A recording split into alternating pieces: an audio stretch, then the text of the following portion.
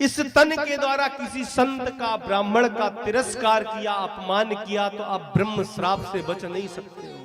उसकी अंतर्वेदना आपको श्राप दे ही देगी। जब ब्रह्म श्राप लगेगा तो अनायास पितृ को भी कष्ट होगा, पिता को कष्ट होगा। जब पिता को कष्ट होगा तो उसकी संतति, जिस पिता का वो पुत्र है ना, तो अपने पिता का भी तिरस्कार करेगा। और जब पिता का तिरस्कार करेगा तो पितृ श्राप लगा। और जब माँ को पता चला कि मेरा ही पुत्र अपने पिता का अपमान करता है तो उस माँ का श्राप भी लग जाता है। भाइयों बंधुओं, एक बार याद कर लो, जीवन में सब कुछ हो जाए लेकिन अपने माँ बाप के आंखों से अश्रु नहीं बहना चाहिए। ऐसा हो गया, भले ही क्यों ना आप सोने के सिंहासन में बैठे हो, याद रखना कभी भी सुख नहीं प्राप्त कर सकोगे। ब्रह्म श्राप लग गया, पितृ श्राप लग गया, मातृ श्राप लग गया। जब माता भी कुपित हो गई तो लग जाता है सर्प श्राप। मतलब अनायास कहीं न कहीं आपके द्वारा, आपके वंशज के द्वारा सर्प की हत्या हो जाती है, जो आगे चल के धीरे धीरे कालांतर में जब पंडित जी को दिखाओगे कुंडली तो उसमें काल सर्प योग बन करके आता है। क्या? काल सर्प योग। काल सर्प योग जो होता है 12 प्रकार का होता है। कितने? 12 प्रकार का होता है, जिसमें सबसे खतरनाक आपने सुना, तक्षका सप्तमे हनि। तक्षक को आप जानते हो है? लेकिन तक्षक से भी एक और विषैला है सर्प, जिसे कहते हैं करकोटक, जो कुंडली के अष्टम भाव पर बैठता है। सप्तम भाव का स्थान तक्षक का है, अष्टम भाव का स्थान करकोटक का है। और एक और है जिसे कहते हैं विषधर। सबसे ज्यादा खतरनाक जो है करकोटक, करकोटक से बड़ा कोई नहीं। सर्प श्राप लग गया। जब सर्प श्राप लगा तो कहते हैं हम अपने भाई की संपत्ति को खा गए, तो कहते हैं भाई का श्राप लग गया। जब भाई का श्राप लगा तो उसकी पत्नी ने श्राप दिया, तो पत्नी श्राप लग गया। अंत में जब उसकी पत्नी ने श्राप दिया, ये सभी श्राप मिलकर के पिशाच श्राप जब बनते हैं तो घर में दुर्घटना तो निश्चित ही है। दुर्घटना से कोई नहीं बचा सकता। और दुर्घटना होगी कैसे? अनायास कुंडली पर करकोटक तक्षक भी नहीं होंगे तो कहते हैं राहु की दशा चलेगी, शनि की महादशा चलेगी। अब अंतरदशा, प्रत्यंतर दशा, सूक्ष्म दशा, जहां मार के सोगा वहां तो गिराएगा ही कि नहीं गिराएगा। तब कहते हैं पितृ बनते कौन है, पितृलोक कहां है, कब तक पितृलोक में रहते हैं, अब कब वहां से गति होती है। तो कहते हैं जब ये शरीर छोड़ता है, जब ये शरीर जीव छोड़ता है तो सबसे पहले यमदूत उसको यमपुरी ले जाते हैं। यमपुरी कहाँ है? अतल, बितल, सुतल, तलातल, महातल, रसातल, पाताल। और कहते हैं हर एक की दूरी 96 करोड़ योजन की है। अतल, फिर 96 करोड़ योजन, बितल, फिर सुतल, तलातल, महातल, रसातल और पाताल। इसके नीचे संयमी पुरी है। यमदूत उस जीव को लेकर के यमराज के पास पहुंचते हैं और वहां पर सबसे पहले ये देखा जाता है कि जिस जीव को लेने के लिए हम गए थे ये वही जीव है कि नहीं। इसीलिए कहते हैं अपना ये नाम जो जगत में चलता है वो तो है, लेकिन गुरु परंपरागत जब नाम मिलता है, नामदान मिलता है, गुरु दीक्षा मिलती है, जब कोई व्यक्ति दीक्षाकृत हो जाता है तो कहते हैं यमदूत की तो सामर्थ्य ही नहीं है कि कहते उस जीव को पकड़ सके। अब जब वो जीव मर गया तो यमदूत उसको संयमीपुरी ले गए। संयमीपुरी में देखा गया जिस जीव को लेने गए क्या वही है, और उसको ला करके पुनः उसी घर में ले आए। अब उसका वो सूक्ष्म शरीर होता है, सूक्ष्म शरीर। अब क्या होता है कि जब घर के लोग रुदन करते हैं, माँ रुदन करती हाय मेरा बेटा मर गया, पत्नी कहती मेरा पति मर गया, बेटा कहता मेरा पिता मर गया, सभी रोते बिलखते हैं। लेकिन वो कहता रे मूर्खो तुम क्यों रोते हो, व्यर्थ में रोते हो, मैं तो अभी जीवित हूं, मैं मरा कब हूं। और सब देखता है कि आप जब उसको बांस की एक बांस से बांध करके किस तरह से गंध बंधन करके उसको लिटा देते हो और ले जाकर शमशान ले गए। और शमशान में जिस समय अग्नि संस्कार उसका हुआ ना, जब अग्नि जलती है तो कहते हैं उस सूक्ष्म शरीर को बहुत वेदना होती है, चिक्कारता है। और कुछ क्षण बाद जब उसका पुत्र उसकी उस ब्रह्म को फोड़ता है, ऐसा तो नहीं कि ब्रह्म में कुछ रहेगा, तो बेटा कहते उस ब्रह्म को फोड़ देता है। यमदूत कहते हैं देखो तुम जिसके लिए रो रहे हो ना, ये तुम्हारे साथ कैसा व्यवहार कर रहे हैं। और कहते हैं जब शमशान में जाकर के किसी को वहां पर जलाकर जब वापस आया जाता तो बोले जलपान करना चाहिए है? जब वहां पर लोग जलपान करते खाते हैं तो यमदूत कहते हैं देखो तुम जिनके लिए रो रहे हो और आज ये तुम्हारे इस पर तुम्हें जलाकर आए और खा पी रहे कितने मौज से, और तुम इनके लिए तड़पते हो। उस जीव को पुनः घर में लाया गया और सूतक काल प्रारंभ हो जाता। कहते हैं यदि उस घर का वंशज पुनः दूसरे दिन जाकर के शमशान में उस अस्थियों को यदि गंगा जल में विसर्जित कर देगा तो उसमें जो सूक्ष्म शरीर में जो जलने की जो दहक रहा है ये शांत हो जाता है। और आज के समय में तो जला करके चले आए, दोबारा जाने का समय ही नहीं है। अब बताइए पितृ का दोष नहीं लगेगा तो अब वो रोना प्रारंभ करता है, रोता है उस समय।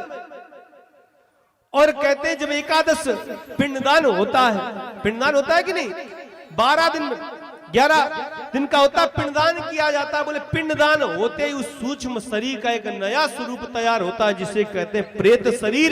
जिस तरह से एक मातृ गर्भ में 9 महीने में एक बालक पुष्ट हो जाता है, ऐसे ही वो प्रेत शरीर सूक्ष्म शरीर जो था 12 दिनों के भीतर वो प्रेत शरीर में परिणत हो जाता है।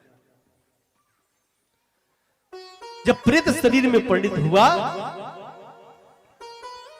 तब 13 दिन जब आते हैं तो लोग उसकी तेरहवीं करते हैं, तेरहवीं करते हैं। उस समय गंगा जल घर में छिड़काव होता है, ब्राह्मण बुलाए जाते हैं, हवन इत्यादि करते हैं। हवन के उपरांत सभी ब्राह्मण आकर शांति पाठ करते हैं और वो उस जीव को लेकर के यमदूत चल देते हैं। और कैसे चलते हैं,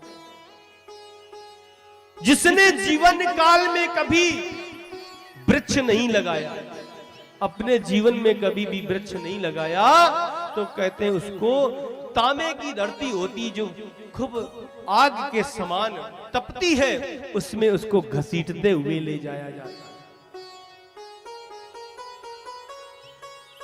जिसने कभी वृक्ष नहीं लगाया तो उसको कहते हैं उस जगह पर छाया तो मिल ही नहीं सकती। और आगे बढ़ते हैं तो जिसने कभी जीवन में जीव को चरण पादुकाएं दान में नहीं दी, तभी कहते हैं अमावस्या को नहीं हो सकता तो एक ही ब्राह्मण को बुलाओ और उसको भोजन कराओ। भोजन कराने पर यथाशक्ति दक्षिणा दो, लेकिन साथ में चरण पादुका और एक छत्र अवश्य देना चाहिए। अब यहां क्या होता है कि लोग 13वीं पर ही बरसी कर देते, करते हैं कि नहीं करते? कहते हैं कौन बवाल करेगा। अब बताइए पितृदोष नहीं बनेगा तो कहां से होगा। बरसी का मतलब 12 महीने में होनी चाहिए, लेकिन 11 दिन में की जाती। क्यों? बोले कि इस मृत्यु लोक से संयमी पुरी जाने का जो समय है, यहां का 11 महीना और संयमीपुरी जाने का 11 दिन, इसलिए इस नियमानुसार बरसी जो की जाती 11 महीने में की जाती। और देखिए आपने 13 दिन में ब्राह्मण जीवाए, ठीक। अब जब यमदूत लेकर जाने लगे, जब अमावस्या आए, जिस घर में भी ऐसी घटना हो जाए कभी, तो कहते हर अमावस्या को ब्राह्मण को बुलाओ, भोजन कराओ। बोले ब्राह्मण को ही क्यों कराना है, मान को करा दो। तो आप जरा सोचो कि ब्राह्मण प्रसन्न तो ठीक होगा ही, लेकिन भगवान किस में प्रसन्न होते हैं? भगवान प्रसन्न होते हैं एक ब्राह्मण को अच्छे से अच्छा खिलाओ। यदि ब्राह्मण आपके घर में बैठ करके भोजन करते करते पेट में हाथ फेर दे, कहे आहा तो आनंद आ गया, भगवान प्रसन्न हो जाएगा। और दूसरी स्थिति ये होती है कि भगवान को प्रसन्न करना है तो बोले हवन करो, जब देवताओं को बुला करके अग्नि में स्वाहा करो तो भगवान प्रसन्न हो जाते हैं। तो जो व्यक्ति अब यहां पर 11 महीने वहां के 11 दिन जब आप अमावस्या को ब्राह्मण को भोजन कराओगे, लेकिन भैया ब्राह्मण भी ऐसा हो जनेऊधारी होना चाहिए, ना वेद शास्त्र विशुद्ध कर, नहीं वेद शास्त्र को जानता कोई, लेकिन जनेऊधारी होना चाहिए, गायत्री उपासक हो। और आप सभी भक्तों का परम सौभाग्य जो गायत्री माता का हवन भी पास में ही होता है। प्रीतम प्रवासियों ने कितनी सुंदर भव्य यात्रा में सम्मिलित हुए, ऐसे ही मन से इसको ठाकर अभी मैया देवती ने कहा कि अपने इस खड़ग के द्वारा मेरे से अज्ञान तिमिर को नष्ट करो। क्यों इन इंद्रियों से कभी पेट ही नहीं भरता है, क्यों आग कहती है अच्छा देखो, रसना कहती है अच्छा खाओ स्वाद लो, और कान कहते अच्छा सुनो। तो 11 महीने में जब हम हर अमावस्या को ब्राह्मण को भोजन कराएंगे तो जब उसको घसीटते हुए ले जाते उसको भोजन मिलता है, उस प्रेत शरीर को भोजन मिलता है तो वो आशीर्वाद देगा। और 11 महीने जब हो जाए तब बरसी करो तो तब तक वो संयमीपुरी पहुंचता है, और संयमीपुरी जब जीव पहुंच गए यहीं पर मिलते हैं सभी नरक है, जिसने कभी, इसीलिए कहते जीवन में वृक्ष तो लगा लो, जिसमें खास पीपल और बट वृक्ष का दो का निरूपण किया, पीपल लगाओ या बट वृक्ष लगाओ, लगाना चाहिए। जिसने कभी जीवन में वस्त्र आदि दान नहीं दिए तो कहते हैं ऐसे जेठ मास की तपती धूप में घसीटते हुए ले जाते हैं। तभी कहते हैं अमावस्या में ब्राह्मणों को वस्त्र भी दान देना चाहिए, भोजन कराओ वस्त्र दान दो। और आगे आ रही है क्या मकर संक्रांति, आ रही कि नहीं आ रही, मनाई जाती ना। कहते हैं यदि आप अपने जीवन में कष्ट निवारण करना चाहते हो तो काले तिल के मोदक बनाओ, तेल ले लो सरसों का और छाता ले लो, और यथाशक्ति जितनी शक्ति हो सके छोटे छोटे बच्चों के ऊनी कपड़े या भिखारियों के जितनी श्रद्धा हो 11 जोड़ी 21 जोड़ी 1000 जोड़ी कंबल बांट सकते, लेकिन उसका ये ध्यान रखो कलर जो हो नीले या काले में, पितरों से मुक्त होना। और उसी संक्रांति को संकल्प ले लो, सभी परिकर के लोग संकल्प ले लें और उसी दिन उस संकल्प को घर से बाहर कर देना चाहिए। अब जब संयमीपुरी वो जीव पहुंचता है तो वहां पर निश्चित किया जाता है कि इसने कर्म किया, कैसा किया, पाप किया, दुराचार किया, क्या किया है। यदि उसने पाप किए हैं तो पुनः अब नरक में भेजा जाए। ताम्रिस अंध ताम्रिस जो कहते ना निरपराध जीवों को काट करके खा जाते, उनके मांस का भक्षण करते हैं, तो याद रखना मरने के बाद वो भी जीव तुम्हें वही मिलेंगे, वो भी तुम्हें काट के ऐसे ही खाएंगे, बचोगे नहीं। क्योंकि कहते ना है? बोलना पड़ता है, समय आता है कि छोड़ देते हो भोजन जिसमें एक बाल होता है, तो फिर क्यों खाते हो अंडा जिसमें एक माँ का लाल होता है?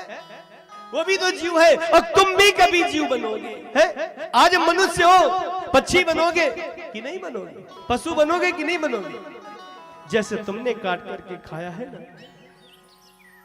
इसलिए याद करो कि आंख में तनेगा जाला, नाक से बहेगा नाला, लाठी से पड़ेगा पाला, जरा जिंदगानी।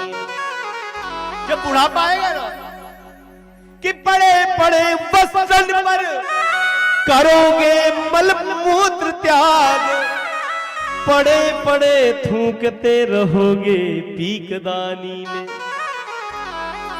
जब शक्ति न रहेगी पास तो भक्ति क्या करोगे आज, भजन कर ले तू प्राणी इसी जवानी। इसलिए कहते भजन करना चाहिए। जब नरक में उस जीव को भेजा गया और इसके पश्चात नरक मिल गया, अच्छे कर्म किया स्वर्ग मिल गया, और यदि भगवान का भजन किया तो भगवत धाम मिल गया। और जब भगवत धाम मिल गया तो संयमीपुरी जाने का कोई मतलब भी नहीं रहा। क्योंकि गुरु परंपरागत गए ना, भगवान ने उस ईश्वर की पहचान कराई कि बांके बिहारी की जिसके दिल में तस्वीर बन गई, उसकी तो समझो तकदीर बन गई। जिसने कर लिया बांके बिहारी से प्रेम, जन्नत तो उसके घर की जागीर बन गई। इसलिए सदैव करने कहना चाहिए, जब तक भाव नहीं होगा कुछ नहीं आएगा, कि यह सर है अमानत मोहन की। कौन कौन मानता है कि ये अमानत मोहन की है? मानते हो ना? कल कहा था, ये सर है अमानत मोहन की, दर दर पर झुकाया नहीं जाता, जिस दिल पर सूरत श्याम की कोई और बसाया नहीं जाता।